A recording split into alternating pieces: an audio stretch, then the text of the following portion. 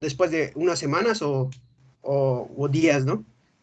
Pero ¿se le da alguna indicación a los padres o algo para, o sea, o se puede manipular normal al ¿Qué bebé? es manipular normal para O ti? sea, por ejemplo, no sé, o sea, tocar su cabeza, no lo sé, o sea, que no le toquen la cabeza o que no lo bañen, o sea, que no le tiren agua fría, no lo sé, o sea, por eso, es que, bueno, hace poco, hasta todavía antier nació una primita y entonces fue así como que nació con caput y me dijeron así como que, ¿y qué se le puede hacer? No se le puede hacer. Y así como que sé que tiene resolución, pero no sé qué indicaciones se le puede dar. Y en lo que leíste, ¿qué viste? O sea, solo leí que pues tal cual, o sea, tiene resolución, ¿no? O sea, o sea, por ejemplo, el caput de, de una semana, 2 semanas, se va prácticamente a sacar al líquido, prácticamente se va a reabsorber y listo. Pero no te decía una indicación o algo. Ajá, así es. El caput, menos de 2 semanas. De hecho, fuera del primer día, que es cuando se ve que ya se forma completamente, esto es cuestión de días. En menos de una semana ya no hay nada ya, porque solamente es líquido. Del cefalohematoma, ¿qué leíste? Que tarda más tiempo y que a los últimos días, bueno, los últimos días, que después de la semana es como cuando, de hecho, que se inflama después de la primera semana, es cuando se llega a como inflamar un poco más y ya luego va a ir bajando, pero esa va a tener hasta, puede tardar hasta dentro de un mes en bajar completamente. No, no, no, allá no hay inflamación. Allá es un cefalohematoma, es una hemorragia. Ah, Es una, bueno, sí, pero descartando la fractura, ¿no? descartando la fractura. La fractura es, nada más hay que tomar la radiografía para descartar la fractura, porque el 80% no tienen fractura. Y allá tarda muchísimo más de un mes para reabsorberse. Puede tardar varios meses, puede llevar hasta 6 meses su reabsorción.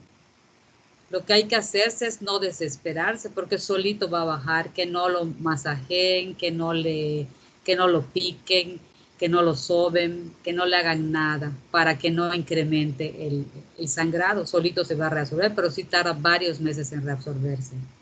No tiene tratamiento. Al inicio, los primeros días, pues ya sabes que puede tener el riesgo de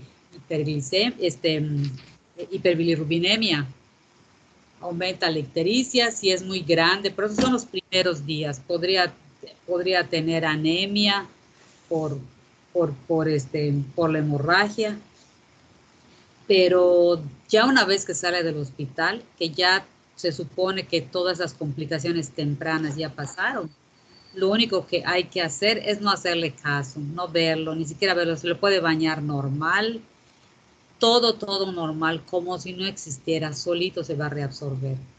Ahí la indicación es de no hacer nada. Cuando está en el hospital, sí, o sea, cuando en el hospital, pues se puede VH, se puede medir la anemia, si tiene anemia y ver si la ictericia, hiperbilirrubinemia. Ok. Muchas gracias, doctora. Okay. Creo que podemos iniciar, Héctor. Ok, doctora. Sí, sí me escucho bien, ¿verdad? Se ve pantalla completa. Sí, sí se ve completo. Yo sí lo Ok, veo. ok. Buenos días, doctora y compañeros, compañeras. Eh, yo voy a presentarles el tema de estenosis hipertrófica del píloro y posteriormente mi compañero va a presentar enfermedad por reflujo, que bueno, es el diagnóstico diferencial principal, ¿no? Pero yo me voy a enfocar en este tema. Primero que nada, pues esto vale la pena, ¿no? Un poquito de repaso de anatomía, fisiología, de manera, pues, algo general, no solo para no entrar de cero. Tenemos los términos, ¿no? Pues estenosis, sabemos que es un estrechamiento en un canal, principalmente, ¿no? El hipertrofia, bueno, es crecimiento pues, excesivo en el tamaño celular. Y lo que es el píloro, que viene siendo la válvula que está como está en la imagen, pues en la zona distal, ¿no? Del estómago, que va a conectar con el duodeno, es el paso, ¿no? Que se puede, pues mantiene un tono normalmente en el estado fisiológico para que pueda dejar pasar todo el quimo, ¿no? Que ya estuvo en el estómago y pueda pasar a la primera porción del duodeno y así, ¿no? Depende de las necesidades, del sistema nervioso entérico, etc. Entonces, ya conociendo esos tres términos, ¿qué podemos decir? Pues lo que es esta enfermedad, ¿no? Es un trastorno que es producido por hipertrofia. Sin embargo, algunas biografías que leí de artículo mencionaba que también pues, es hiperplasia, no va acompañado de cierta hiperplasia, pero mayormente es hipertrofia del músculo pilórico. Esto es importante recalcarlo, ¿no? No es la mucosa, o sea, es como tal la capa muscular, en específico la circular, ¿no? Porque hay dos, el circular y longitudinal. En este caso, en la circular, la diferencia con el longitudinal es porque aquí todo es peristaltismo, es base constricción, constricción, dilata, y la función principal que ocasiona esto, pues es la zona circular, ¿no? Y bueno, que por lo tanto va a generar una obstrucción progresiva del vaciamiento gástrico. Y es lo que a continuación pues voy explicando, ¿no? Que es lo que va a ocasionar toda la sintomatología. Es importante decir que esta obstrucción progresiva, a diferencia, ¿no? De lo que es un reflujo, pues es digamos que de una manera más rápida, más veraz, ¿no? Esta obstrucción va a ir en aumento cada vez más rápido, a diferencia tal vez de un reflujo que puede hasta cierto punto mantenerse con una cronicidad y ir llevándolo, ¿no? De poco en poco, ¿no?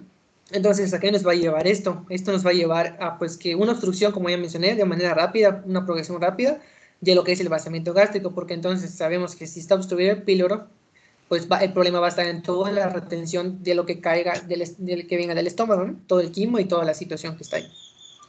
No sé si hasta aquí quieran complementar con algo, doctora, o continúo. No, continúa. Entonces, en la fisiopatología, con esto que ya les dije, pues bueno, para no les voy a leer eso que está ahí, porque pues eso es, cualquiera lo puede leer, ¿no? Básicamente, que es una descoordinación cuando viene el alimento, en este caso, pues es la leche, ¿no? Porque estamos diciendo que es en neonatos, pues más que nada es un lactante menor, pero también, ahí te van a ver la epidemiología, es de 3 a 8 semanas, que se presenta mayormente, etcétera. Ahí te lo voy a mencionar. Entonces, lo principal que está, pues, digamos, consumiendo el lactante, pues, leche, ¿no? Leche, fórmula materna. Entonces, cuando viene el alimento, pues hay una disociación en cuanto cae el alimento al estómago y la relajación o la constricción pilórica. Entonces, si no están perfectamente sincronizados como normalmente estaría, pues, ¿qué va a pasar? Se va a quedar más tiempo el alimento o el quimo, en este caso, como está en la imagen, y pues no va a permitir el paso al duodeno. ¿Esto qué hace? Aumenta presiones, como en todos los gradientes de presiones, aumenta la presión en el estómago, aumenta obviamente la presión en todo el área del pilórica, y esto va a ocasionar que se vaya hipertrofiando las capas tanto muscular e incluso también del estómago, va a quedar más rígido. ¿Por qué? Porque pues, se va inflamando, ¿no? Se va inflamando, el estómago siente que tiene alimento todavía y va creciendo, va creciendo, va creciendo, que es parte igual de la sintomatología que voy a explicar. Entonces, esto ocasiona, pues, ¿qué? ¿Para dónde tiene que salir pues, el vómito, ¿no? O sea, tiene que irse para arriba, pues, porque no hay otra salida, o sea, está tapado abajo. Es con palabras, ¿no? Más coloquiales. Entonces, esta es una de las fisiopatologías como que la principal, pero hay otras que puede ser también por un exceso, como mencionas, de gastrina, ¿no?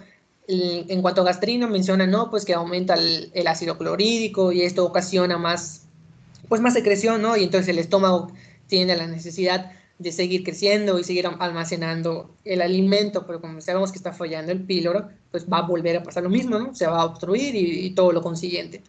Esto ocasiona también la hipertrofia, como ya mencioné, y también, bueno, pues como dije, ¿no? Puede quedar un poco más rígida las paredes, ¿no? Del estómago, que esto puede llegar a cuadros más graves, incluso pues hasta a lo mejor nos puede una enfermedad por reflujo secundario o incluso una gastritis, ¿no? Porque no está funcionando bien y se está quedando estancada ahí, pues el quimo, el alimento, infecciones, etcétera.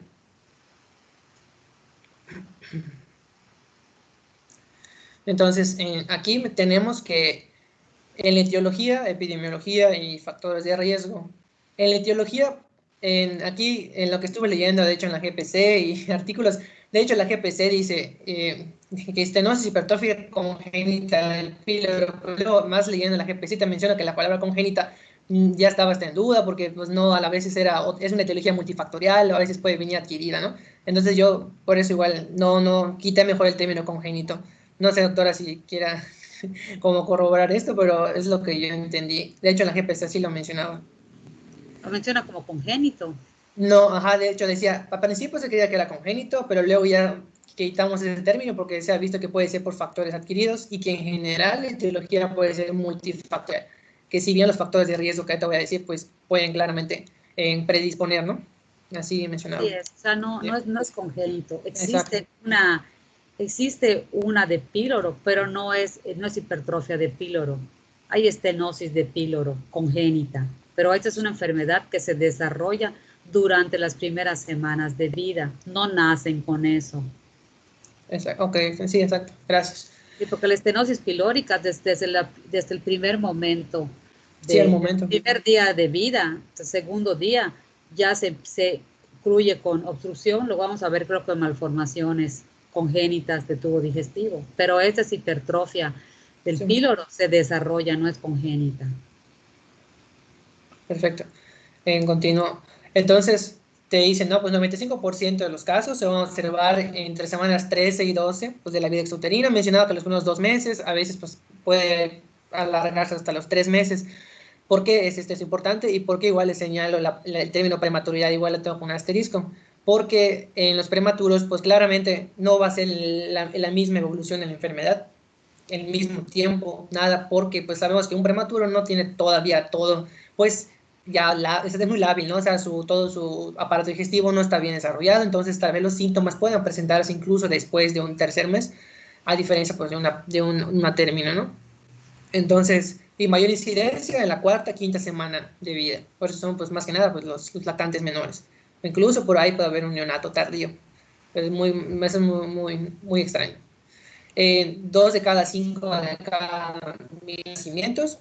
Y al leer esto, pues les estoy diciendo básicamente los factores de riesgo, ¿no? Dice mayor prevalencia en población blanca, la prematuridad, vean la relación hombres-mujeres como es 5-1, en hombres en varones es más elevada la probabilidad. Y también mencionaba que si bien el uso de los macrólidos podía afectar, ¿no? Podía ser un factor de riesgo, aunque bueno, a veces te pones a pensar como que está difícil no dar a un bebé de 2 o 3 semanas, pues le vas a dar macrólidos, pero bueno, ahí está la idea. Eh, y también es la causa de cirugía abdominal más frecuente en los lactantes, obviamente menores de 2 meses de edad, y la principal causa de alcalosis metabólica en pediatría, que igual más adelante voy a explicar cómo se da, etc. Y nomás con esa imagen representativa, ¿no? De cómo se ve una estenosis, cómo está sano y cuando pues se tiene la estenosis, como ya les dije, estrechamiento de una válvula, básicamente, por la hipertrofia de lo que es la capa muscular. ¿Todo bien, doctora, o quiere agregar algo?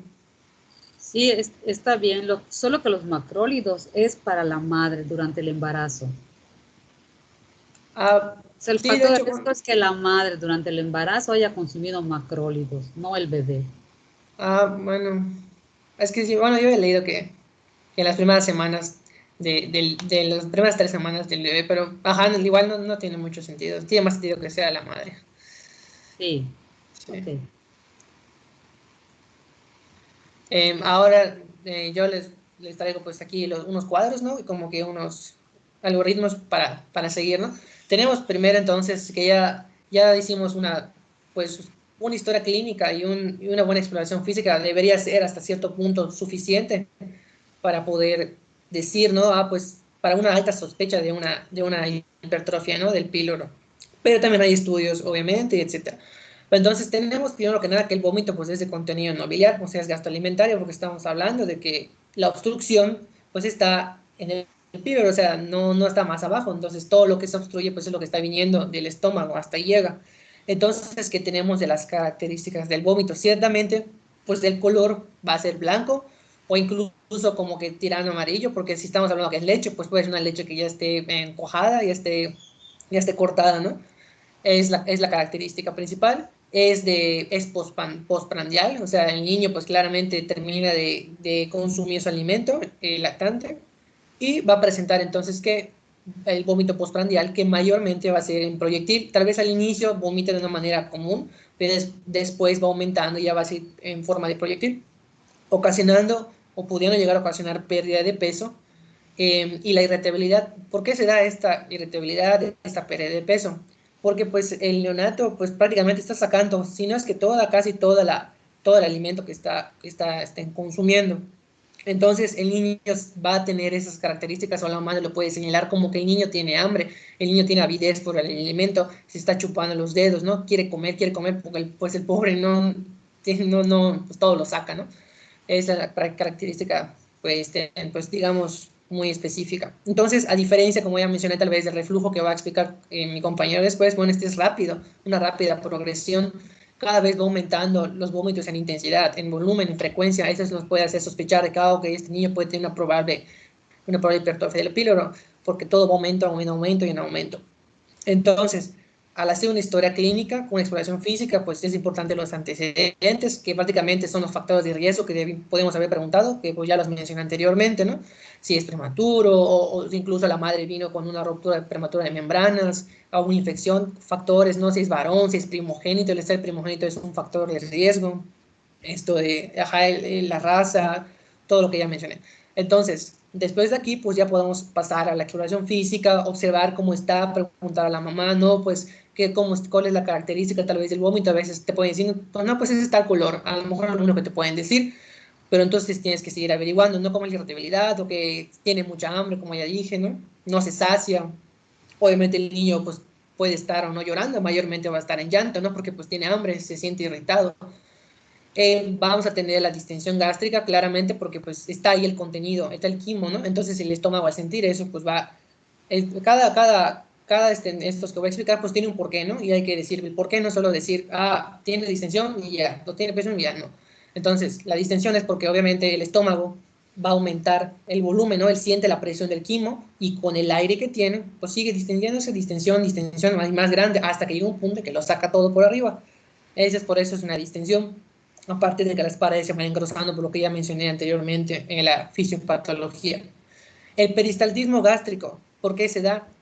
Va de izquierda a derecha, y si dan cuenta, pues anatómicamente sigue todo el trayecto hacia lo que viene siendo el píloro. ¿Por qué? Porque al sentir el alimento, el quimo que está ahí almacenado, que no puede sacar, lucha, quiere sacar, quiere empujar ese alimento hacia el píloro, pero pues no se va a poder porque está obstruido, ¿no? Está constreñido, está tapado, por así decirlo, estenótico.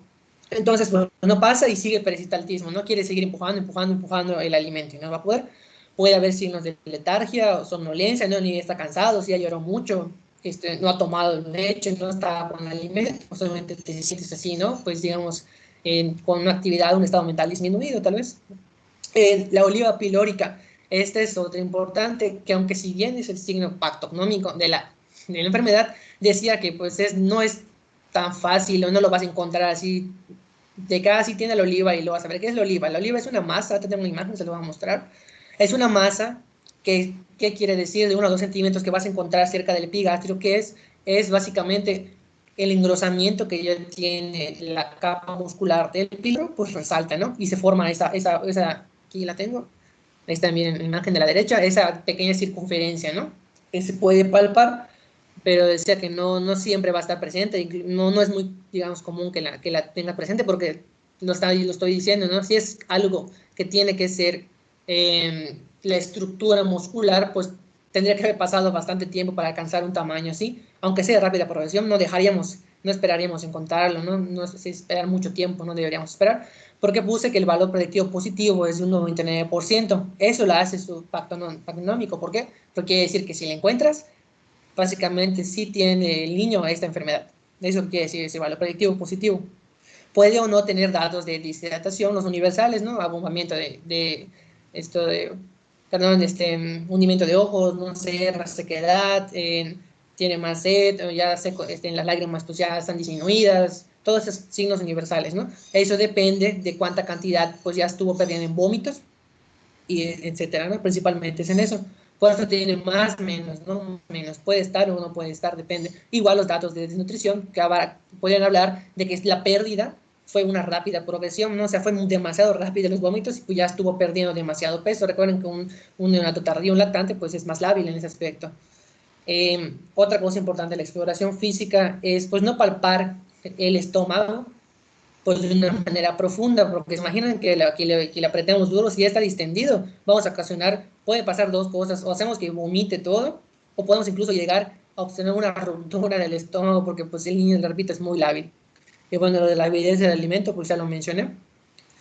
Otra cosa importante también, no solo es con lo que se puede palpar y todo, también tiene ciertas alteraciones metabólicas, ¿no? Hidroelectrolíticas, y la principal, por eso les mencionaba, es la alcalosis metabólica.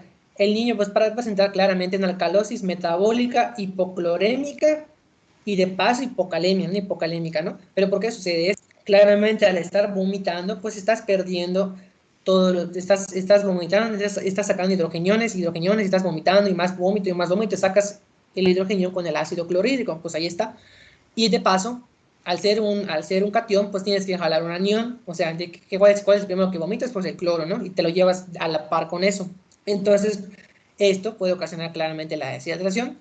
Esto ocasiona una pérdida de volumen en general en todo el cuerpo, lo que ocasiona que el potasio se pierda a nivel renal, porque tienes que tratar de compensar eso. Aparte que también se puede ir una pequeña cantidad en el vómito, ¿no? Pero la hipocalemia es principalmente por eso, por la depresión de volumen. Y también puse la hiperbilirubinemia indirecta. ¿Por qué sucede esto? Que obviamente podría llegar a causar una ictericia leve, pero son casos ya, digamos, un poquito más avanzados, ¿no? Que tal vez no se trataron. Hay un aumento en la circulación enterohepática, por lo mismo hay una cierta congestión, ¿no? Si no pasa nada, quieres trabajar de más tu hígado y puede ocasionar esto. A la vez que hay una disfunción en la glucuroniltransferasa, sabemos que es la que pasa la bilirrubina directa, DNA. O sea, hace los cambios de directa e indirecta, ¿no? Aquí hay una afección. Por eso se dan estos cambios metabólicos. Ahora, por eso es importante siempre acompañar pues, de ciertos estudios, los que tengo a la izquierda, en el cuadrito verde, que es biometría hemática, ¿no? Con electrolitos séricos, los tiempos de coagulación, la gasometría arterial, BUN, creatinina, la bilirrubina indirecta y la glucosa. La glucosa siempre va de cajón, lo sabemos, tenemos que hacer el dextroxis y estar checándolo. Eso no puede faltar. La biometría hemática, ¿por qué? Estos datos son principalmente para poder evaluar el estado hidroelectrolítico y pues basar el paciente, porque si estamos sospechando de algo así, pues muy probablemente pues, tendría que terminar en cirugía, no es quirúrgico. Entonces, ¿qué pasa con los pacientes que tienen una alteración como alcalosis metabólica principalmente? Para una alcalosis metabólica, casi los sistemas pues, de compensación están debilitados de por sí en un lactante menor. Normalmente el cuerpo tiende a acidosis, es para lo que está preparado, no está tan bien preparado como para una alcalosis. Entonces, esto que ocasiona que al perder hidrogeniones estás perdiendo moléculas pues demasiado importantes en tu cuerpo que podrían funcionar para la síntesis de proteínas, para incluso la glucosa, etcétera, ¿no? Movimiento de ácidos grasos, todo a nivel celular, conexiones, vías enzimáticas. Esto que va a ocasionar, pues que al depender de este pH, que lo vas a encontrar calótico, pues puedes obtener, no puedes, vas a obtener problemas tanto en el periodo transoperatorio como en el periodo postoperatorio. Es por eso la razón de siempre estar vigilando con laboratorios a este paciente, ¿no? Puede ser una biometría hemática, ok, ¿cómo está, no? Quieres ver si tiene anemia, que es lo principal, qué tal y está perdiendo mucha sangre, entonces porque a lo mejor ya tuvo una, ya tiene reflujo, ya está, puede incluso ya más grave, mucha más gravedad, ¿no? Entonces tengo que estar checando eso. Los electrolitos séricos, pues claramente, ¿no? Pues para ver cómo está mi sodio, cómo está el cloro, cómo está el potasio, si lo estoy perdiendo, ya me están diciendo que tengo alcalosis, hipocalemia, ¿no? Tengo que estar vigilando con los márgenes estrechos. La gasometría arterial, pues obviamente, pues por la alcalosis metabólica. Boom, creatinina para evaluar función renal, porque sabemos que si está perdiendo volumen, pues obviamente el riñón se va a ver afectado en este aspecto. Y la bilirrubina indirecta, pues por lo que ya mencioné, que ocasiona lo mismo, viene de lo mismo, de la obstrucción y la circulación enterohepática. Y bueno, la glucosa. ¿Quieren agregar algo aquí, doctora? El TP y el TPT. Ah, perdón, sí. Los tiempos de coagulación como tal sirven pues para ver, todo está relacionado pues con la deshidratación, ¿no? Si estás perdiendo mucho volumen, puedes llegar incluso a quedar un poquito, digamos, más, por decirlo, ¿no? Espesa la sangre, perder esa cantidad. Y pues sabemos que al hacer eso, pues hay riesgo, ¿no? Incluso digamos, de trombos, cosas así. Tal vez es algo pensar en algo muy más allá, pero puede pasar y entonces siempre hay que estar prevenidos. Pero sin desmentir lo que dices, la razón para pedirlo es para prepararlo para cirugía. Todos los que tienen así. Sí, perdón. Sí. Básicamente, exacto, tienes razón. Todos esos pues son básicamente igual para todo eso. El cuadro clínico, aunque es lineal, o sea, se va presentando todo esto que ya nos mencionaste, pero no siempre se presenta con la misma velocidad en todos. Podría ser que cuando la hipertrofia progresa lentamente, esto puede llevar alrededor de un mes. Entonces el bebé pues puede llegar desnutrido y es sutil hasta el momento en que no tolera varias tomas seguidas, es que se corrobora el diagnóstico por eso, o se sospecha más altamente, porque a esta edad pues está la enfermedad por reflujo y hay otras patologías en las que se puede hacer el diagnóstico diferencial.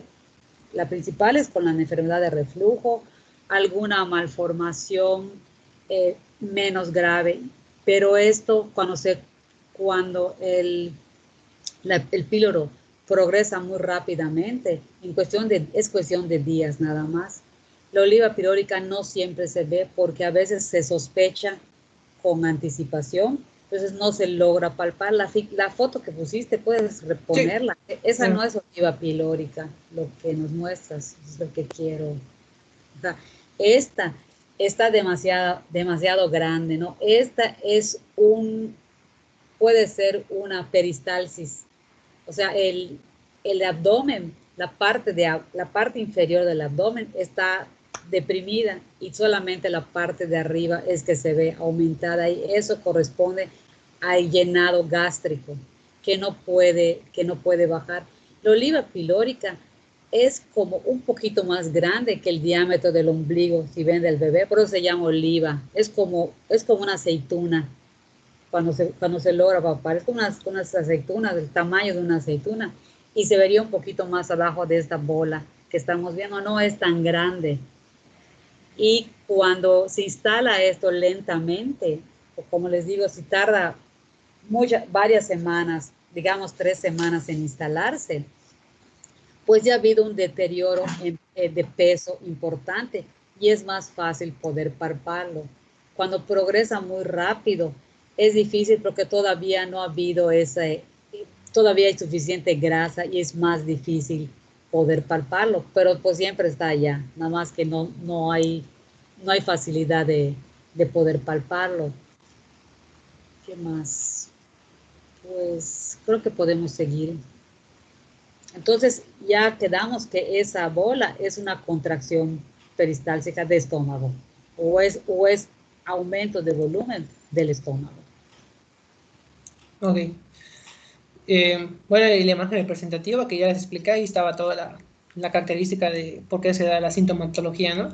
Cómo va la dirección del movimiento en la contracción peristáltica, por eso hay pues las contracciones, cómo se está el movimiento del quimo, para dónde va, ¿no? La estenosis del esfínter pilórico, etcétera.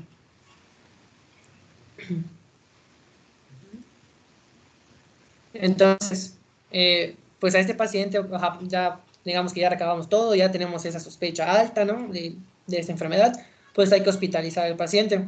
Entonces, para hospitalizarlo, pues lo primero es controlar, ¿no?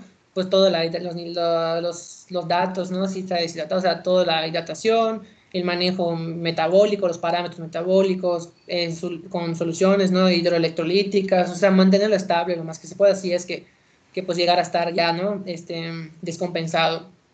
Pongo el asterisco eso de la sonda orogástrica porque lo mencionaba en la GPC y también en otro artículo, pero no decía que sí se podía usar, pero no era tan recomendable porque al meter la sonda, pues al sacar lo que tengas en el estómago, te estás llevando también los hidrogeniones, te estás llevando el ácido clorhídrico, entonces estarías empeorando la, la alcalosis metabólica, ¿no? Y pues entonces en teoría su beneficio no está muy bien visto, ¿no? Solo ¿cómo se llama? En situaciones ya mucho peligro, ¿no? De plano, a lo mejor el paciente no pueda ni moverse o ya esté demasiado deshidratado, ya todo al extremo, ¿no? Si no, de manera común y rutinaria decía que no era muy preferible. Así es, si haces el diagnóstico y el niño está estable y lo vas a meter a cirugía pronto, bueno, necesitas ponerle la sonda orogástrica. Pero si Claro. llega deshidratado, lo vas a tener que mantener bien antes de meterlo a la cirugía. Es mejor ponerla porque el contenido gástrico que se está formando, como no puede bajar, pues va a subir, va a regurgitar hacia el esófago y va a seguir lesionando el esófago, que aunque no es suficiente tiempo como para que cause una esofagitis, pero sí lesiona. O sea, Claro, digo, esofagitis erosiona. es consecuencia, pero sí hay esofagitis en los que se instalan lentamente, ya tienen esofagitis. Entonces se les alivia el dolor si no regurgita hacia esófago, porque vas a tardar porque va a tardar bastante tiempo en que entre a cirugía. O sea, en realidad, una vez detectado, la cirugía no es una urgencia, no es una emergencia. Primero hay que estabilizar al niño y después meterlo a cirugía. Sí, O sea, no es la prioridad la cirugía, la prioridad es que esté bien, mejorar el equilibrio hidroelectrolítico. Dijiste que le vas a tomar una gasometría, ver si no tiene, si instaló lentamente y hubo una deshidratación crónica, a lo mejor ya tiene compromiso renal, claro. la cosa que habría que ver, hipoglicemia de entrada, ¿no? Porque no absorbe nada, entonces puede llegar, y la hipoglicemia por sí podría ser el síntoma por el que la madre corriera al hospital o a un consultorio. Y, y ya después, entonces lo de la sonda, pues sí, no es una rutina, como bien dice donde leíste, pero en algunos casos es necesario. Así es. Sí, y bueno, continúo, doctora. Y pues, Sí, ajá, como ya mencionó, todos esos estudios que mencioné, pues sí, son bien en el momento que está hospitalizando, ¿no? Pues para de entrada, ¿no? Para observar cómo está, si saber si ya está estable o solo mantenerlo así, ¿no? Si ya está muy grave, pues volverlo estable. En un periodo, ¿no? Pues ahí mencionaban varios tiempos, a veces, no sé, 48 horas, hasta 72 horas, o sea, como dice la doctora, tal vez es una urgencia relativa, ¿no? No es de que de cajón ahorita mismo se tiene que operar, es primero que nada toda la estabilidad. Porque pues recuerden que el niño no está absorbiendo, no se está alimentando, esa es la principal causa, no está absorbiendo nada. Eh, entonces, el estudio, ¿no? Pues, de imagen por elección, pues es el USG abdominal, el ultrasonido abdominal, es el estándar de oro, porque, bueno, su valor predictivo negativo, en este caso es el 100%, quiere decir que si no ves nada y cambios sugestivos, pues quiere decir que no tiene esta enfermedad, ¿no? Por eso, si te cuenta es lo contrario, básicamente, al signo físico de la oliva. Entonces, pues aquí ya solo para mencionar, sé que no estamos en clase de radiología, pero pues de manera rápida. Es evaluar, pues evalúa diámetro, longitud, la grosor de la pared muscular del canal pilórico. Podemos observar dos principales signos. Bueno, primero que nada, en la imagen de la izquierda está la distensión abdominal que se puede observar, pues es una radiografía simple, ¿no? Ya si de primera instancia quieres tomar una radiografía simple, pues lo puedes hacer, pero si está a disposición del ultrasonido, pues de una vez, ¿no? Podemos observar el signo de la diana, que es la parte que está aquí abajo a la derecha, lo pueden observar. Si se dan cuenta, el anillo hipoecoico, o sea, el que está por fuera, ve que engrosado está el color negro, lo que está en negrito, en la imagen de abajo a la derecha. Y entonces, alrededor está la mucosa, o sea, en el centro está la mucosa que está hiperecoica, está blanquita. Vean cómo hay un aumento de grosor, todo lo que es el canal pilórico, es lo que quiere decir. Y la longitudinal, corte longitudinal que está arriba, a la derecha, es el signo del cervix, pero bueno, porque claramente si se dan cuenta tiene la forma del cervix, ¿no? En un ultrasonido. Y lo mismo, lo que esté oscuro, pues va a ser toda la musculatura y lo que está, digamos, hiperecoico, pues es lo que está por dentro, es la mucosa. lo que está oscuro es la permeabilidad, lo que está blanco es el Ah, músculo. oh, Donde tienes la flecha roja, ándale. todo Ajá. eso se ve cómo está hipertrofiado y no hay paso hacia el intestino inferior. Y en la primera, la abdominal, ves cómo está todo el aire en el estómago y el aire que hay en el intestino es mínimo. Entonces te Sí, estamos dando una función alta. sí, todo el atrapamiento aéreo, pues está arriba, ¿no? Pues no pasa hacia más abajo. También se recomienda que siempre que hay ese sospeche abdomen, hay que pedir la radiografía parado. O sea, ya sé que no se puede parar un niño, pero se puede sostener con los brazos y tomar la placa y siempre tomar una lateral igual para descartar que hubiera una perforación, que hubiera aire fuera del abdomen. Ahora, este Sí. diagnóstico es un clásico, ¿eh? Siempre se piensa en él, generalmente no pasa a más, porque si se han descrito en la literatura que se podía romper el estómago y muchas complicaciones, pero es tan fuerte la acidosis metabólica, la hipoglicemia, la pérdida de peso, el vómito constante, que eso hace que se vuelva una emergencia y llegan al hospital. Como les digo, la cirugía no es emergencia, pero sí mantener las condiciones y reponerle todas esas pérdidas que ha tenido. Eso es lo que viene siendo más urgente. Y ya por el tratamiento definitivo, pues ya sería la cirugía. Sí, de hecho, ahorita eso voy a... Aquí está, pues, entonces si sacamos como tal ya el ultrasonido, bueno, mencionaban otros dos estudios que era eh, ¿cómo era? La serie esofágo-gastroduodenal, pero mencionaba que era más, digamos, un poquito más riesgosa porque le estás poniendo contraste. Entonces, imagínense que haga broncoaspiración el lactante y entonces, pues, se vaya a pasar por ahí, ¿no? El más problema, ¿no? Que pasa ahí el contraste. Aparte de que no, bueno, a veces puede ser no tan concluyente. Y Entonces, bueno, el otro método. es suficiente, el ultrasonido es suficiente. Claro, claro, sí, mencionaban esas las guías, pero pues nada más para que lo sepan, ¿no? Que sepan que existen, era eso, y pues la endoscopía, pero igual es demasiado invasivo para un pobre lactante que le van a estar metiendo. No, no creo que sea muy adecuado.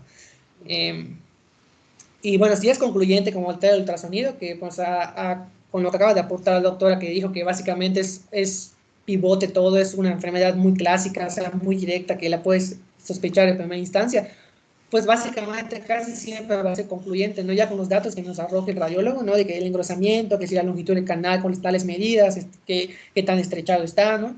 Y las imágenes características que pueden tener, pues ahí nos va a arrojar los datos de radiología, y pues pasamos a la cirugía, ¿no? Ya lo valoramos, lo valora el cirujano pediatra, con la estabilidad que debimos haber tenido antes, que esa sí fue nuestra función, ¿no? De mantenerlo estable para que pueda pasar lo más pronto posible la quirúrgica con la piloromiotomía de Ramstead, ¿no? Que es, no es para que sepan que está ahí, que existe esta técnica. Si no llegara a ser pues tan concluyente, por así decirlo, me refiero a que a lo mejor el ultrasonido abdominal no arroja los suficientes datos como para que podamos asegurarnos que es una hipertrofia, o a lo mejor también la historia clínica con la exploración física, tal vez hay unas cositas por ahí que como que no cuadran, no por eso vamos a dejarlo ir y decir, no, pues ya no, no. Hay que repetir el estudio otra vez en 24 horas para ver cómo está. Algunas biografías mencionaban que incluso desde las 12 a las 16 horas se puede tomar otra vez otro ultrasonido. Y mientras tanto, pues tener a la paciente vigilado, en estrecha vigilancia, con ayuno, ¿no? Con seguir evaluando su estado hidroelectrolítico, su glicemia, todo, porque en cualquier momento, recuerden que es un lactante, es un niño muy lábil, en cualquier momento se nos puede descompensar. Soluciones, mencionaba la fisiológica porque pues es la, digamos que más, un poquito más ácida, ¿no? Quiero esta pH de 5.5, entonces queremos reponer hasta cierto punto esa pérdida de hidrogeniones. Y bueno, glucosada, pues ya saben, ¿no? Si está alterado su glicemia, que muy probablemente la esté, porque no está absorbiendo nada y pues no tiene donde alimentarse. Todo lo que toma, pues lo vomita.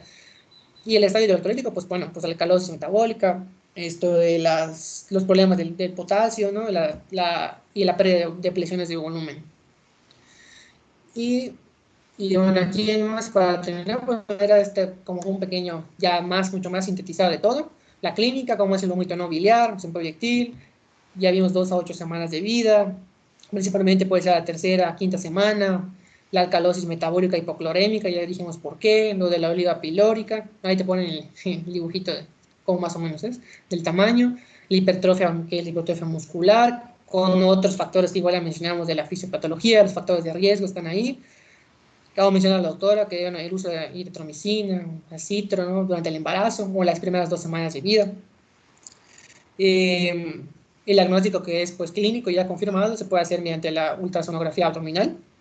Y bueno, el tratamiento que ya es quirúrgico. Y bueno, de mi parte sería todo de este tema, doctora. Y ya están las preguntas. No sé si quiera agregar algo. No, no, puedes pasar a las preguntas, ya estamos sobre tiempo. Aquí yo puse 3, ya mi compañero termina las otras 2. Ok. Eh, en la principal alteración ácido-base que se presenta en esta enfermedad y cuál sería el principal inconveniente pues, en el contexto del manejo quirúrgico, ¿no? Al tener esta alteración ácido-base. No sé si alguien quiera contestar. El que quiera, no puedo ver. Bueno.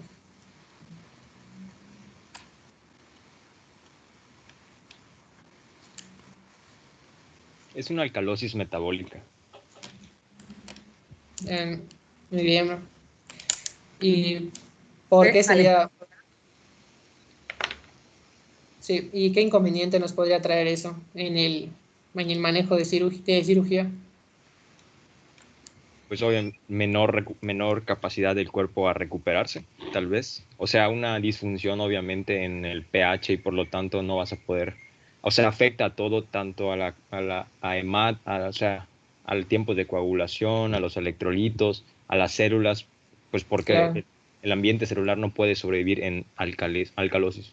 Sí, claro, todo va a ser un problema, desde la sedación hasta el procedimiento quirúrgico y luego la recuperación. Muy bien, o sea que cuando existe alcalosis metabólica no debe de operarse hasta que se corrija el trastorno.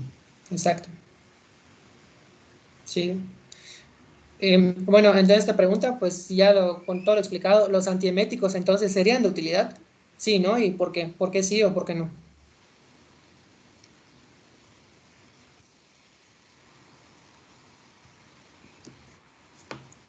A ver, está por allá Ruth Santos.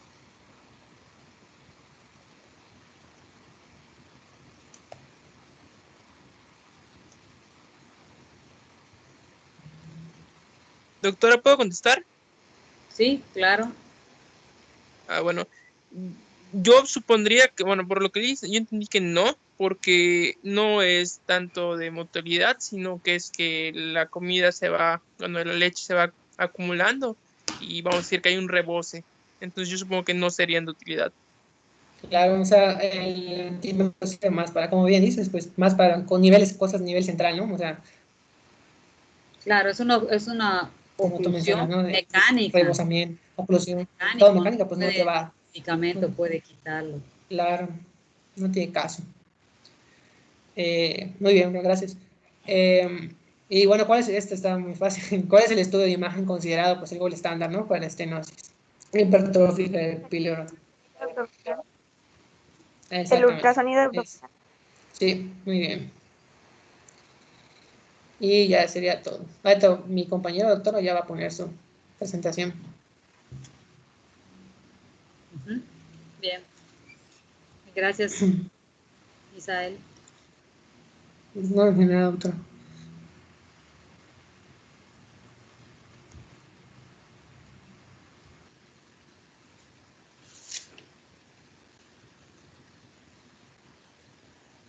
Buenos días, doctora. Buenos días, José Antonio.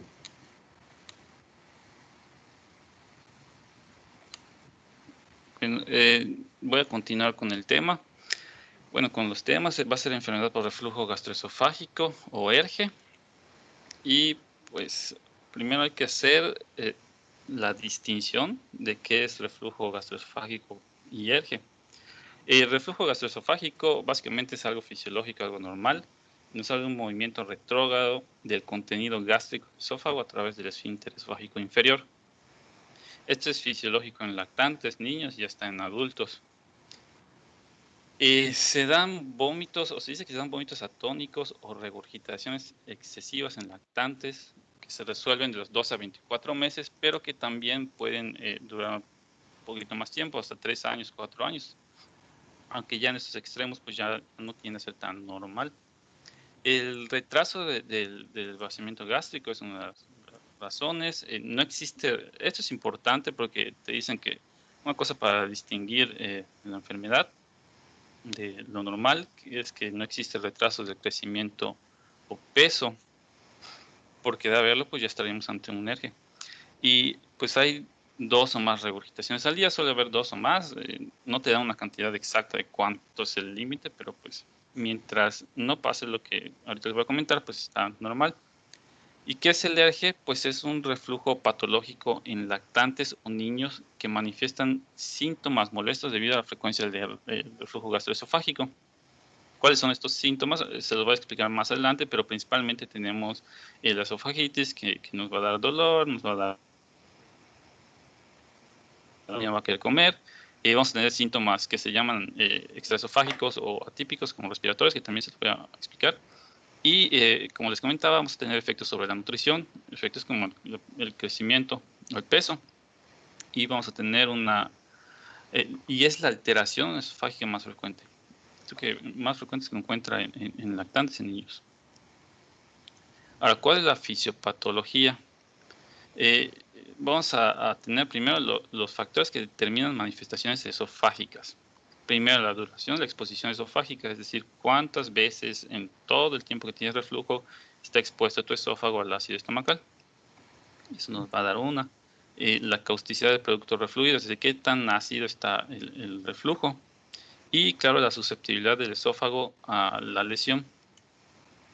Ahora, ¿qué otros factores incrementan la frecuencia de los episodios de reflujo? Tenemos que el tono insuficiente del esfínter esofágico inferior, que se puede dar, por ejemplo, en pacientes que tienen acalasia, frecuencia anómala de relajaciones del esfínter esofágico inferior. Y, por ejemplo, podemos también tener una hernia de hiato, que es aquí como lo vemos, que tenemos un diafragma debilitado que no permite, o no ayuda, mejor dicho, porque también es importante, el diafragma ayuda al cierre del esfínter esofágico inferior. Cuando está debilitado, pues no se cierra bien y permite el reflujo. Otros factores que afectan, pues tenemos el aumento del movimiento, la obesidad. Cuando tenemos un niño gordito, pues eso también promueve que haya reflujo. Las comidas copiosas, que como vamos a ver, esto es parte de lo que se debe de hacer a la hora del tratamiento. La gastroparesia, porque pues no hay vaciamiento, el estómago hay saciedad. Y también podemos tener tos y sibilancias, que pues como sabemos, la tos nos hace tener un esfuerzo que impulsa al reflujo gastroesofágico, el contenido del estómago hacia afuera, y pues las sibilancias, que también representan un esfuerzo respiratorio que promueve el reflujo. Ahora, ¿cuál es el Todas las que mencionaste tienen que ver con el esfínter esofágico inferior. Sí, afecta. Son, ¿cómo te diré? Podría ser que la persona obesa, por ejemplo, si comes y sales a correr, aumenta el movimiento de tu estómago y es posible que el esfínter esofágico inferior se relaje y haya cierto reflujo. La obesidad, porque aumenta la presión intraabdominal. Si comes mucho, cuando se quiere mover el estómago, pues no tiene de dónde, porque no hay espacio, ¿no? Relaja el esfínter esofágico inferior. Igual si hay debilidad de la musculatura del estómago, pues no tiene buen vaciamiento y entonces podría haber el reflujo. Igual la tos y las sibilancias, o sea, estos son mecanismos por los cuales un esfínter esofágico se puede relajar, sea o no sea enfermedad por reflujo. O sea, normalmente eso es lo que ocurre, ¿no? O sea, en cualquier persona, no precisamente en esta enfermedad. Es la fisiología o diríamos fisiopatología, porque no tendría por qué haber el reflujo. Así es, hasta cierto punto puede ser normal.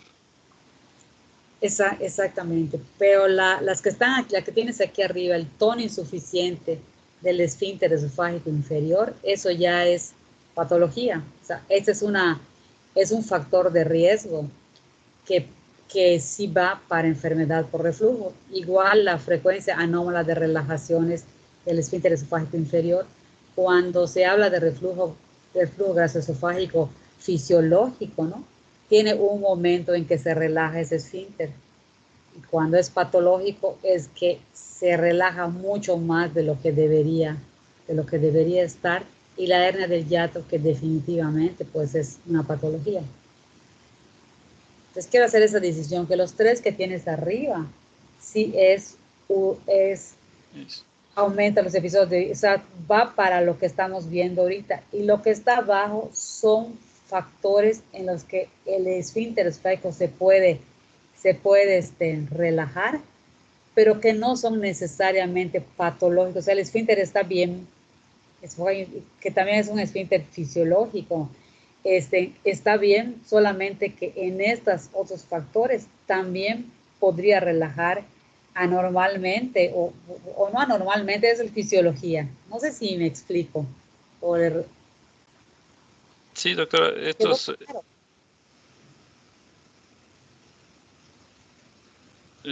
Sí, básicamente estos pueden o no pueden estar en el ERGE. Y si están, pues Exacto, esas son contribuyen. causas fuera del esófago que podrían hacer en un momento dado que se relajara, pues anormalmente, aunque no anormalmente, son las causas de que se relaje el esfínter esofágico inferior. Mientras que las otras ya son propiamente del esfínter esofágico inferior.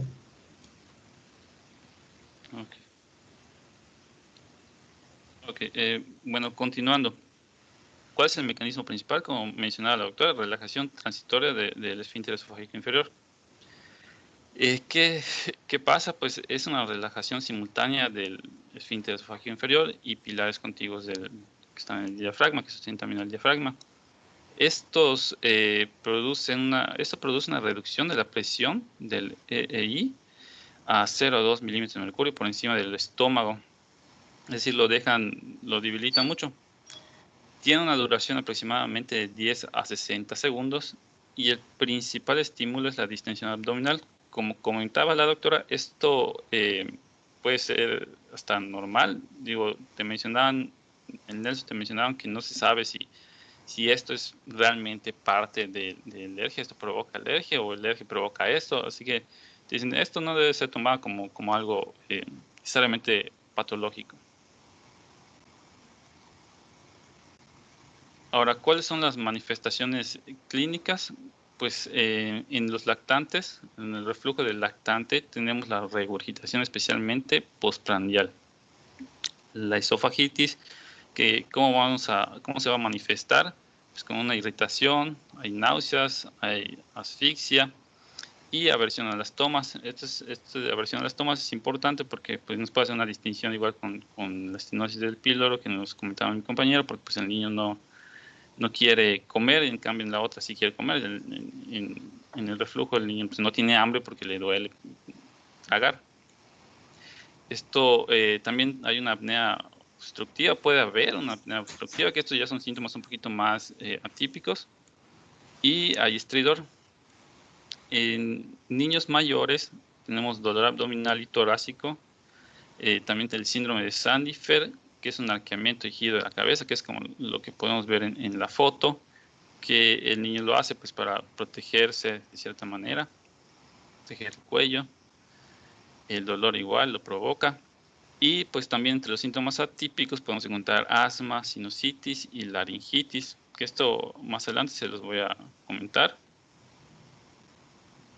Y te mencionaban también que en niños con discapacidad neurológica debe de haber una alta sospecha de ERGE ante síntomas. ¿Por qué? Porque pues los niños no tienen la capacidad por ejemplo, uno de hablar, si es que no pueden hablar todavía, y dos, de manifestarlo ellos mismos con sus movimientos, porque pues a veces no les es posible, ¿no? Bueno, Nelson te pone una tabla de síntomas en función de la edad. Pues, aquí está, básicamente es lo que les comentaba, calidad de vida disminuida, pues en todos es lo esperado. La regurgitación la vamos a ver más en lactantes, la irritabilidad y el llanto también, el rechazo de los alimentos, el retraso en los crecimientos se va a manifestar más en lactantes, la postura anormal, los síndromes de Sandifer. Y en los niños ya más grandes vamos a ver tos persistente, ya vamos a ver como que síntomas más respiratorios, sibilancias, estridor, croup y trastornos del sueño. Ahora, en los adolescentes y adultos, pues ya vamos a tener los síntomas pues, más conocidos, ¿no? De pirosis, dolor en epigastrio, dolor torácico, síntomas que ya conocemos. Ahora, ¿cómo se hace el diagnóstico? En la mayoría de los casos suele ser suficiente con la historia clínica y la exploración física. Pero cuando no es suficiente, bueno, pues tenemos, por ejemplo, estudios radiológicos con contraste. Que, por ejemplo, en esta imagen podemos ver la estenosis del esófago provocada por reflujo, aunque te mencionan que estos estudios, los radiológicos, pues tienen baja sensibilidad y especificidad y pues casi no se utilizan. También tenemos la monitorización extensa del pH esofágico, que es lo que conocemos como pHmetría. que es lo que vemos aquí con el niño. Le meten esto que es como una sondita que tiene sensores de pH, y pues esta maquinita, esta computadora que traduce pues, lo que le dicen los sensores. Se lleva aproximadamente 24 horas. Este es más sensible. Valores del esófago distal de pH menor 4. Puede detectar, indicados en tratamiento con supresión ácida, apnea y presentaciones atípicas. Esto lo pongo porque no necesariamente es la primera opción para evaluar si hay alergia. Y también tenemos la endoscopía. La endoscopía nos permite diagnosticar la esofagitis erosiva, que vamos aquí, el esófago de Barrett, que es un cambio previo al cáncer de esófago, y la biopsia, que nos permite distinguir por ejemplo, si es si hay una afectación con, no sé, alguna alergia provocada por algún alimento, también se puede ver con una biopsia. Dilatar estenosis inducida por el reflujo, perdón, que esta es una medida terapéutica que también se puede dar con la endoscopía, pero pues también existe la cirugía que pues, no es tan recomendada, ¿no? Pero ahorita igual les voy a comentar. O sea, estos cambios de la endoscopía no se ven en la etapa de la lactancia. Tiene que tener mucho tiempo la enfermedad por reflujo gastroesofágico crónico y la que produce estenosis del esófago. O sea, estas de endoscopía, estamos hablando de niños más allá de 1 año, quizás 4 años, 5 años, en que dio tiempo de instalarse toda esta patología. Sí, ahorita les voy a comentar igual un poquito más sobre las etapas de cómo se va dando. Bueno, continuando con el diagnóstico, tenemos la impedancia intraluminal multicanal, que esta es muy similar a la pHmetría, solo que esta tiene sensores para detectar las corrientes eléctricas, y pues se detecta mediante, por ejemplo, el paso del bolo de la comida o inclusive el reflujo, los cambios de impedancia. Este te documenta el reflujo ácido, pH-4, débilmente ácido, pH 4,7 y débilmente alcalino. Esto es importante porque que determine la presencia de reflujo no ácido es importante porque no todos los ERGs son ácidos, y a veces en presentaciones atípicas te dan un ERG que no es necesariamente ácido, y pues esto te sirve. En la GPC te mencionan que si tienes este método diagnóstico, pues lo utilices sobre la pHmetría. Y bueno, aparte de otra de las ventajas es que te dice, bueno, pues aquí vemos una gráfica de la impedancia y vemos cómo el bolo pasa, se hace cóncavo, se hace hacia abajo, y pues con la regurgitación, en vez de irse hacia abajo, pues se hace el pico. Entonces es como que un poquito más sensible y más confiable. Ahora, el tratamiento empírico antirreflujo. ¿Qué es lo que se hace aquí? Pues se dan inhibidores de bombas de protones a dosis altas en un periodo corto de aproximadamente 2 a 3 semanas. Es lo que nos va a permitir ver si hay respuesta al tratamiento. Ahora, si no hay respuesta al tratamiento empírico o se requiere de periodos más prolongados, pues ya se va a necesitar hacer una evaluación reglada con los métodos diagnósticos que ya vimos. ¿Hay algo que quiera comentar, doctora? No, está bien. Okay. Bueno, ¿qué diagnósticos diferenciales importantes en niños con movimiento crónico debemos de ver o tener en cuenta? Alergia a los lácteos u otros alimentos, que pues, principalmente vamos a ver estos cambios, por ejemplo, en la cara del niño.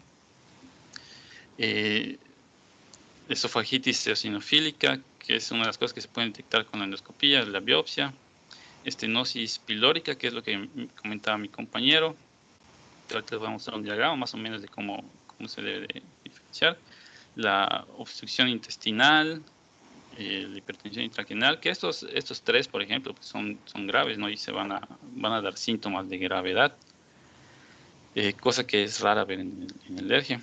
Y la rumiación, la bulimia, pues esto ya más en adolescentes, y por supuesto las infecciones.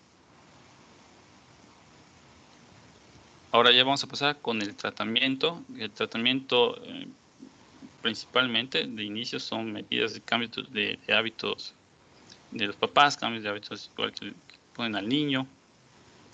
Las medidas dietéticas es principalmente la modificación de las técnicas de alimentación, de las cantidades administradas y de su frecuencia. Que no hay que meterle tanto al niño, ¿no? Hay que ver que todo esté regulado, que todo esté medido. Ahora, ¿qué se puede hacer también? Se puede espesar la fórmula. Por ejemplo, aquí te ponen goma de Chantana, que goma de Chantana se utiliza para postres también, pero te advierten que hay que proceder con cuidado en lactantes porque el uso de goma de Chantanas puede dar enterocolitis necrotizante. Y también se puede hacer una prueba corta de 2 semanas con una dieta hipoalergénica, es decir, quitar lácteos, algún fármaco o algo que pueda estar causando una alergia que nos dé esos síntomas de reflujo. Y se deben de evitar comidas y bebidas ácidas, además de, por ejemplo, tomates, chocolates y todos estos alimentos que nos pueden provocar reflujo. En niños, como ya sabemos, no sé, los taquis fuego, cosas así que sí nos pueden dar estos síntomas. Y por supuesto, si el niño está con sobrepeso o obesidad, pues hay que reducir el peso y ponerlo a dieta. Las medidas posturales, estas son importantes igual porque dicen que, por ejemplo, el reflujo empeora en sedestación. Es decir, cuando tenemos un niño que está así, que tiene síntomas de reflujo gastroesofágico o ya tiene alergia, pues no hay que dejarlo en posición de sentado prácticamente, porque lo empeora, contrario a lo que se pudiera pensar. Ahora, hay que adoptar una posición supina durante el sueño en menores de 12 meses. Es decir, te menciona que la posición de cúbito es mejor para los niños que tienen ERGE, porque pues disminuye los episodios, pero como recordaremos, si los menores de 12 meses en decúbito, en prono, perdón, pues tienen a hacer, no tienen, sino que pueden hacer muerte súbita. Entonces, ¿qué prefieren? ¿El ERGE o la muerte súbita? Y entonces te dicen, pues no, pues mejor déjalo en supino. Y bueno, pues sí te dicen, te recomiendan que si está despierto el niño y está siendo observado, pues puede utilizarse la posición prono, pero solo en esas condiciones. Y también otra cosa que se puede hacer es mejorar elevar la cabeza, el nivel de la cabeza. Es mejor elevar la cabeza que amontonar las almohadas. Como podemos ver aquí, pues le tienen puesto como que su colchoncito que está inclinado, que eleva todo el cuerpo y no solamente el cuello. Bueno, ¿hay algo que quiera mencionar, doctora?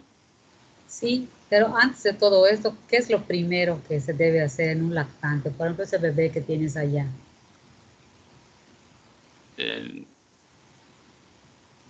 está semisentado. No está total. Está semisentado. ¿Qué es lo que se recomienda? Te estás omitiendo lo más importante, es la sacada de aire del bebé. Sí. Ese es lo primerito, que hay una buena sacada de aire, porque cualquier lactante que acuestes 2 meses, 1 mes, que le termine de dar leche y lo acuestes, aunque lo pongas en la mejor posición, va a regurgitar, va a tener reflujo. Si le sacas el aire, disminuyes mucho la probabilidad de que lo tenga. Y esa es la primera medida que se debe recomendar. Ok. O sea, es básicamente darle sus palmaditas, ¿no? Darle sus palmaditas en la espalda para verlo.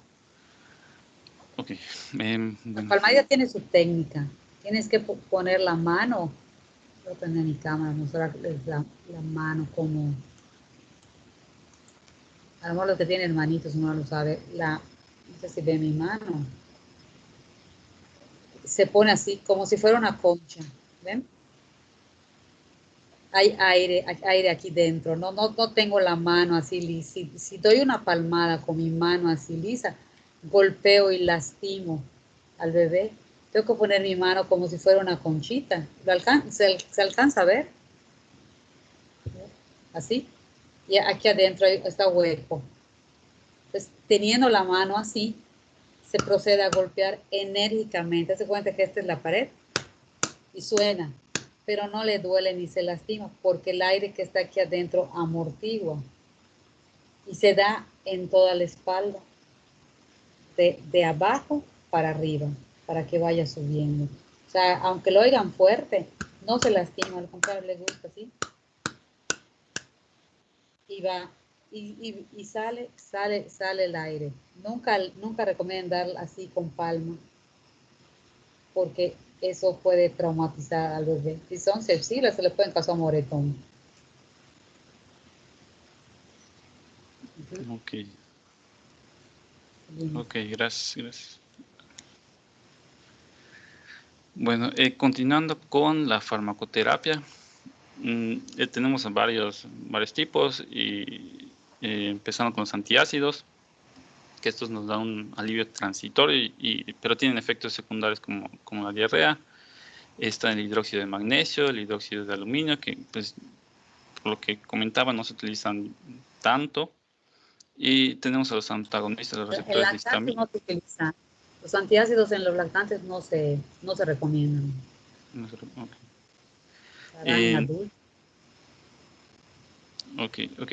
Los antagonistas de los receptores de histamina tenemos que son usados en esofagitis por reflujo, cimetidina y la ranitidina, que por lo que entiendo la ranitidina ya no está en el mercado. Sí sentí como que en Nelson como no está un tanto actualizado, porque pues, a pesar de ser edición 2020, no habían puesto nada de eso. Tenemos también inhibidores de la bomba de protones, que Puede ser que en Estados Unidos sí tengan ranitidina, solo nosotros no lo tengamos. El libro es de Estados Unidos, ¿no? Aquí se puede usar la famotidina. Esa todavía hay en el mercado, mucho más cara que la ranitidina, pero sí está, y es antagonista de los receptores de la histamina también. Ok. Te mencionaban algo igual, que se utiliza, que este debería de ser un poquito, ¿no? Con la GPC, porque te decían que este debería ser la primera línea, ¿no? Y que los inhibidores de la bomba de protones pues ya deberían ser la segunda, porque pues no existe suficiente evidencia para ver los efectos a largo plazo en niños, como efectos a largo plazo como pudieran ser como los que se dan en los adultos, ¿no? Fracturas, infecciones y demás. Pues en la GP sí te mencionaban que pues, si tienes inhibidores de la bomba de protones, pues utilices inhibidores de la bomba de protones. Ahora no sé si esta contradicción se deba a precisamente eso de si hay un retraso, si no se ha actualizado este tema en el Nelson, pero pues lo que Pues dice la primero, GPC es que los sí, prokinéticos y los receptores de histamina van para los lactantes y después lo de la bomba de protones.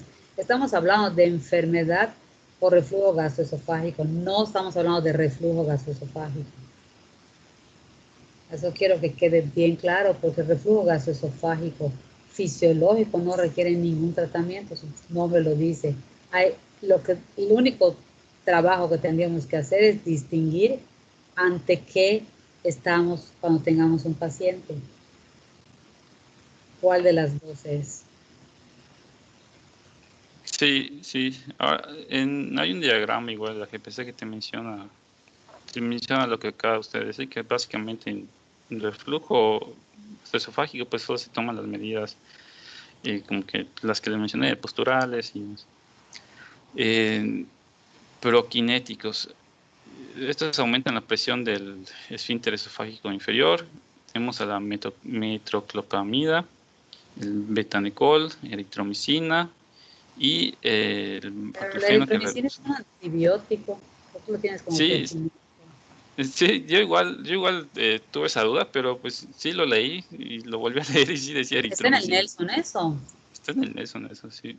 Lo Sí, voy sí, a sí. checar. A lo mejor es una falta de ortografía. Puede ser, sí lo pensé, pero sí estaba ya. Me causó mucha curiosidad. Es que, bueno, tengo entendido que la eritromicina y los macrólidos, pero sobre todo la eritromicina, estimulan receptores de de motilina, receptores M, y entonces incrementan la peristalsis. Pues creo que sí, Esteban. Creo que sí, porque sería también está como los macrólidos, dice, tomados durante el embarazo, durante la lactancia de la madre, aumenta lo del peristaltismo, perdón, lo de la hipertrofia de píloro. Entonces es posible. Sí, muchas gracias. Eso ha de ser, Esteban. Gracias. Ok, bueno, continuamos. Bueno, otro tratamiento es la cirugía, la fundoplicatura, que se da en energía que no responde a tratamiento en personas que tienen problemas ya más severos que ponen en riesgo su vida.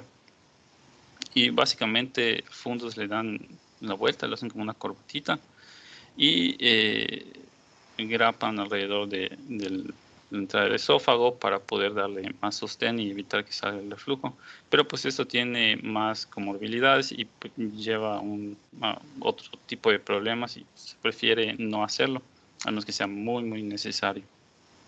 O sea, se sugiere cuando fracasa todo el tratamiento médico y de alimento, que el alimento tiene mucho que ver, alimento, postura, cuando fracasa eso, ya hay afectación del crecimiento y desarrollo, entonces son casos muy especiales, ¿no? A menos que tenga hernia del hiato y entonces se operaría. Así es. Si la causa fuera una hernia, entonces se podría operar desde antes, pero igual las hernias también mejoran con medicamentos. Tiene que ser una hernia pues grande o importante, ¿no? Para que se opere quirúrgicamente. A veces las hernias que pues son desde nacimiento se operan hasta la edad adulta, cuando ya de verdad que sí molesta mucho. No es una cirugía que diga, tiene una hernia, ahorita la vamos a operar, ¿no? Tiene que haber afectación al crecimiento y desarrollo en la edad pediátrica para que sea una indicación, y sí se operan, pero no es de primera línea el tratamiento. Sí, mencionaban que ya con el uso de los inhibidores de gamma protones, pues ya disminuyó mucho esto, porque pues ayudó bastante a disminuir el reflujo, digo, el alergia.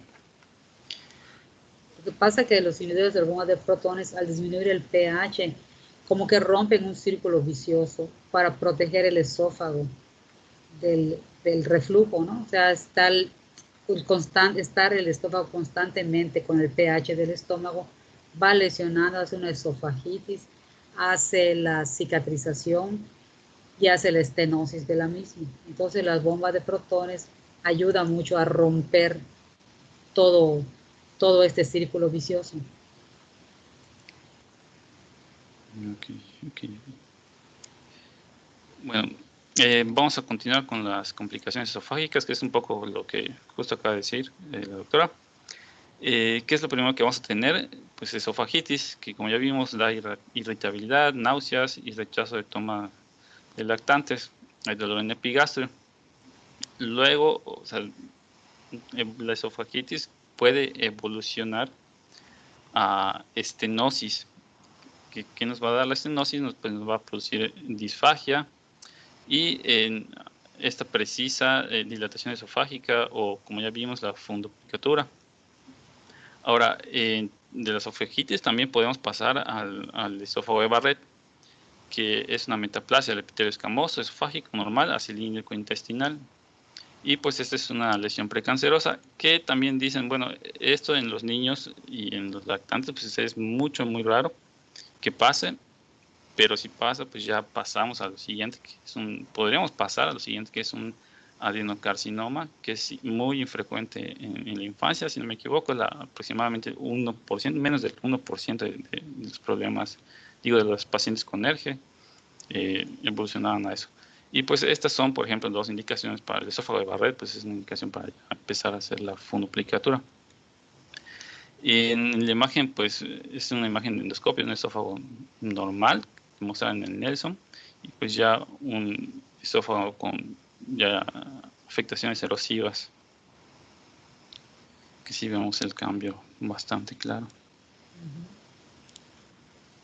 Y bueno, complicaciones extraesofágicas. tenemos sintomatología otorrinolaringológica o respiratoria inexplicada o resistente al tratamiento. Cuando tenemos esto hay que considerar alergia. Estos son síntomas no tan comunes, un poco atípicos, ¿no? ¿Y por qué? Porque el mismo alergia puede estar provocando asma o también puede haber infecciones, alergias o otro nasal. Ahora, tenemos, igual que la apnea y el estridor, son síntomas que se pueden dar por el alergia. Tenemos el laringoespasmo anormalmente intenso debido al reflujo, que a veces se puede confundir con otras cosas, ¿no? Y también tenemos laringitis por reflujo, que nos va a dar disfonía, fatiga vocal, carraspeo, tos, sinusitis, faringitis o OMA. Ahora, otra complicación común son las erosiones dentales, que son las más frecuentes. En aquí le puse la foto de un adulto, de un niño, pero pues básicamente son estas, no sé si se lo alcanzará a ver, pero son como que el diente está desgastado por adentro. Principalmente, te mencionan que esta afectación se da principalmente en la cara lingual de los dientes. Ya no se ve el esmalte blanco del diente. ¿Por qué se dan todas estas complicaciones, José Antonio? Porque a veces el ácido puede ser muy corrosivo y lesionar el esófago, o por ejemplo puede haber aspiración también, y esto va a irritar, puede irritar la vía aérea, el esófago, la laringe, la tráquea. Entonces nos pueden dar esto. El reflujo podría ser una cosa muy leve que no lo alcancemos ver, pero está en el esófago y está en boca. Imagínense que está todo el niño constantemente, o sea, toma la leche y en lugar que pase y quede todo limpio, le regurgita y se le puede quedar en la boca. Y entonces, pues pasa sistema respiratorio, lesiona los dientes, puede provocar lesiones orales, o sea, caries, y porque está constantemente el alimento allá, y también pues es un factor de riesgo muy alto para todo esto que tú dices, apnea, alergias, rinitis, y el estridor, pues el querer cerrar la glotis para que no vaya a pasar el alimento puede hacer un espasmo lo suficientemente intenso para provocarle en un momento dado cianosis.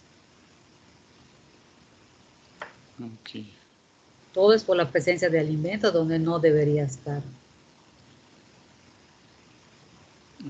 Ok, doctora. ¿Continúo? ¿Sí? Ok. Bueno, y ya estamos terminando. Vamos a ver.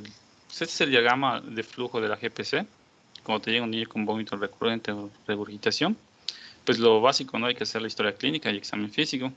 Y ya de aquí pasamos a ver si tiene algún signo de alarma. Si tiene un signo de alarma, pues en la GPC viene una tabla que te describía más o menos los diagnósticos diferenciales que les comentaba de presión intracraneal, del píloro. Si no tiene signos de reflujo gastroesofágico complicado, bueno, pasamos, si no tiene nada de eso, si no tiene signos de alarma, pasamos a signos de reflujo gastroesofágico complicado, y pues si tiene, pues ya va a requerir la evaluación posterior, en la que vamos a ver los métodos diagnósticos que habíamos, de los que ya hablamos, ¿no? Pero si no tiene, pues vamos a estar ante un reflujo gastroesofágico no complicado o un vomitador feliz. Pues como usted comentaba, la doctora comentaba, no necesita estudios y pues realmente son señales de advertencia y seguridad considerar el espesamiento de la fórmula. Ahora, si esto no se resuelve a los 18 meses, pues ya hay que enviarlo al pediatra gastroenterólogo. Y hay 3 algoritmos más en los que te hablan de, por ejemplo, si tiene asma, si tiene alguna otra complicación, qué es lo que se debería hacer. Pues ya son un poco más específicos. ¿Cómo distinguirías entre uno y otro, así rápidamente? ¿De cuál? ¿De reflujo o de enfermedad de reflujo? Pues básicamente en ambos te mencionan, en la GPC son muy específicos, ¿no? Si hay daño tisular y si hay esofagitis, tienes reflujo. ¿Y qué te va a dar esto? Te va a dar los síntomas de molestias del niño, náuseas, el dolor al tragar, la pérdida de peso, los síntomas clínicos que ya comentamos. Y en el otro, pues no tiene nada de esto. El niño está contento, está comiendo, no tiene pérdida de peso, no tiene algún síntoma que haga pensar en algo, que algo está yendo mal. Simplemente está como que vomitando, por así decirlo, mucho, regurgitando. Exactamente, el peso es muy orientador. Si te llevan un lactante de 7 meses y te dicen que se vomita o que regurgita mucho y pesa 9 kilos, entonces ahí tú fácilmente puedes ver que ahí no tiene ninguna patología. Posiblemente le están dando alimento en exceso y por eso está regurgitando. Entonces allá hablar con la madre de las técnicas de alimentación y lo que está tomando ayuda, ¿no? O sea, ese no va a tener, o sea, su peso, su talla te está diciendo de entrada que no tiene una enfermedad por reflujo gaseoso esofágico, por eso se llama enfermedad, que tiene que haber una afectación en el bebé. Y un bebé de 7 meses con 9 kilos, que ya tiene el peso de un año, en la percentila 50, y que solo tiene 7 meses, pues estás viendo que no tiene nada patológico alimentario. Al contrario, hasta tiene sobrepeso. Sí, sí te mencionan eso, que es importante, ¿no? Lo del peso, estarlo vigilando, que no haya nada de, no hay una pérdida de peso como usted menciona, sí. Y bueno, voy a continuar con este diagrama que lo presentaron mis compañeros. No sé si lo vayamos a ver, pero mis compañeros del grupo pasado, que básicamente hace la distinción entre hipertrofia del píloro y pues ERGE. Y en inicio lo más importante que hay que ver pues es que no haya síntomas de gravedad, ¿no? Por Puedes ejemplo, obviarla, puedes obviar el lado izquierdo donde está hipertrofia de píloro porque ya lo vimos, y ven acá y ver esta donde tienes no. bueno, entonces si no tenemos síntomas de gravedad como los que ya vimos, vamos a ver qué otros síntomas además del reflujo de vómito tiene. Pues la disfagia, la tos crónica, estos síntomas que vimos que manifestaciones clínicas del ERGE, ¿no? Que sí los tiene. Bueno, tiene manifestaciones cutáneas, respiratorias o sistémicas. Sí las tiene, pues ya estamos pensando en alguna alergia, por ejemplo, proteína de leche de vaca, y pues ya se van a hacer las pruebas correspondientes. Pero si no la tiene, pues ahí ya vamos a ver, tiene meteorismo. Si sí lo tiene, pues igual estamos pensando en alergias, y también hay que hacer la prueba terapéutica. Si no lo tiene, pues ya nos vamos otra vez al probable ERGE.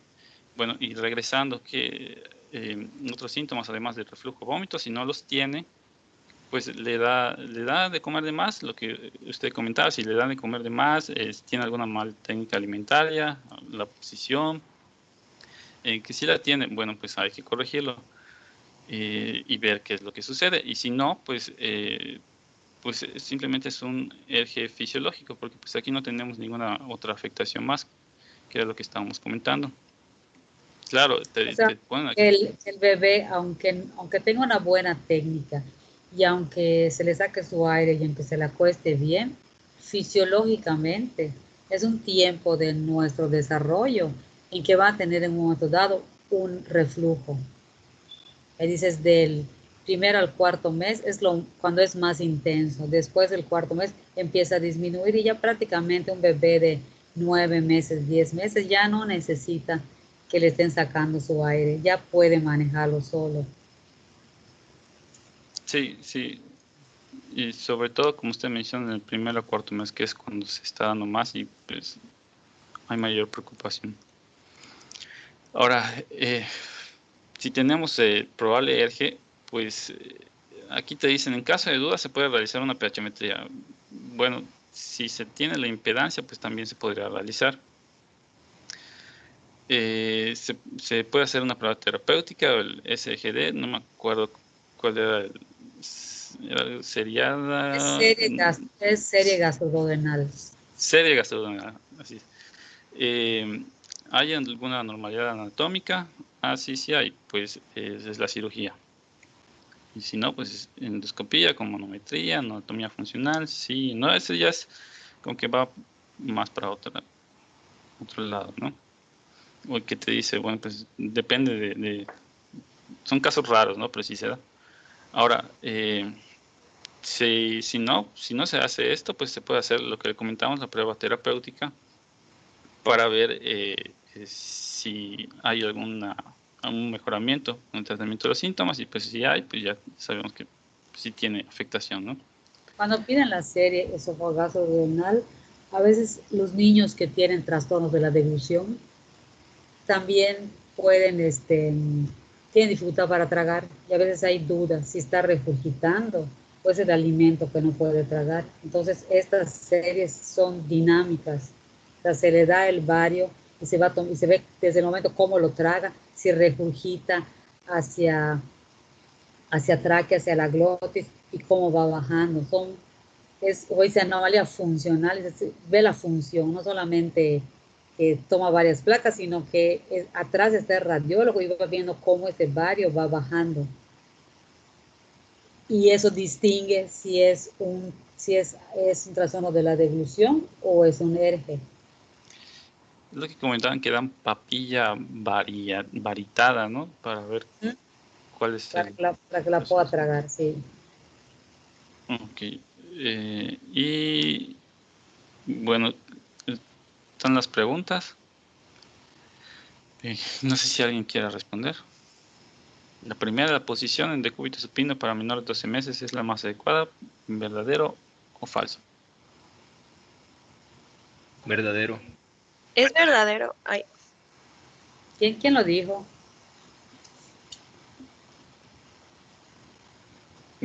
Creo que fue Jorge, ¿no? Fue Jorge. Fuimos dos. Alvarado Sosa, doctora. Ok, muy bien. y Sabri. Ok. La siguiente es medicamento administrado en periodos cortos a manera de método diagnóstico para alergia. Había comentado que los inhibidores de bomba de protones, pero no, la doctora había comentado de que ya no se usan, entonces no sé. O sea, no se recomiendan de primera línea, pero pues sí se usan. Sí, o sea, como tratamiento de alergia de primera línea, como comentaba la doctora, pues no, pero sí se puede utilizar para método diagnóstico. O sea, eso sí te lo mencionan en Nelson, te lo mencionan en la GPC. Mecanismo principal del reflujo gastroesofágico. La relajación transitoria del esfínter esofágico inferior. La relajación transitoria del esfínter esofágico, sí. Y pues eso sería todo. Pues bien, ¿preguntas?